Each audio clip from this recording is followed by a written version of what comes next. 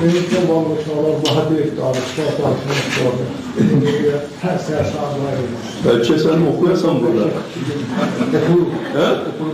Danışma olarak oku yine sen. Her sene varlığı sağlığa verir. Göndermişim kişiyi sağlaşır. Yok, bir kelime oku yine. Okuyorum. Bilmiyorum ki sen danışmak çətin olacaq. Da biraz uzunçuluq eləməyib ki. Yox, öyle ne bilirsin? Elə onda Bəxtiyar müəllimin bir sözünə yazılmış. Evet. Sen getdin elə bir dünya boşaldı. Yazda köçüp gitti yeri boşaldı. Sen gittin elə bir dünya boşaldı. Yazda köçüp gitti yeri boşaldı. Bahar yüreğimi sensiz kış aldı ey yar. Ben yaza vurgunam kışı neylerim. Ben yaza vurgunam kışı neylerim. Eşkimi aparıp sen gittin demek. Eşkisiz bir gönül neyime gerek. Soyup taşa döndü o günden yürek.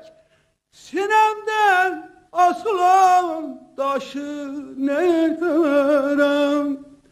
Sinemden asılan taşı neylerim. Ta çok uzun çok böyle. Burada bir sesine bakalım.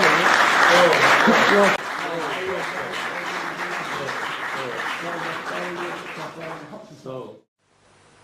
Azərbaycan Prezidenti Heydər Əliyev tanınmış müğənni, el nəğməkarı, Respublikanın xalq artisti Qədir Rüstəmovu 60 yaşının tamam olması münasibəti ilə təbrik etdi.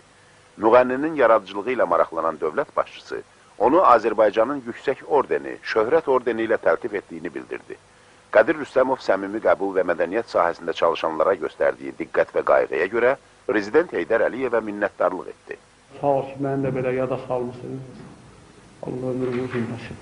60 yaşının tamam olması ilə əlaqədar silsilə konsertlər verməyi xalq müğənnisinə tövsiyə edən dövlət başçısı xalq artisti Qədir Rüstəmova uğurlar arzuladı. Mən səni dəvət eləmişəm ki, səni təbrik edim. Sənə can sağlığı arzu edim. Sənin təbrik məktubu da mən mətbuatda dərc olunacaqdır. Və fərman da sənin təltif olunmağına əlaqədar mətbuatda dərc olunacaqdır. Ancaq mən istədim ki, sənin özünlə bir şəxsi görüşüm. Sənə öz şəxsi, sənin sənətinə və xidmətlərinə hörmətimi bildirim. Keyfini soruşum.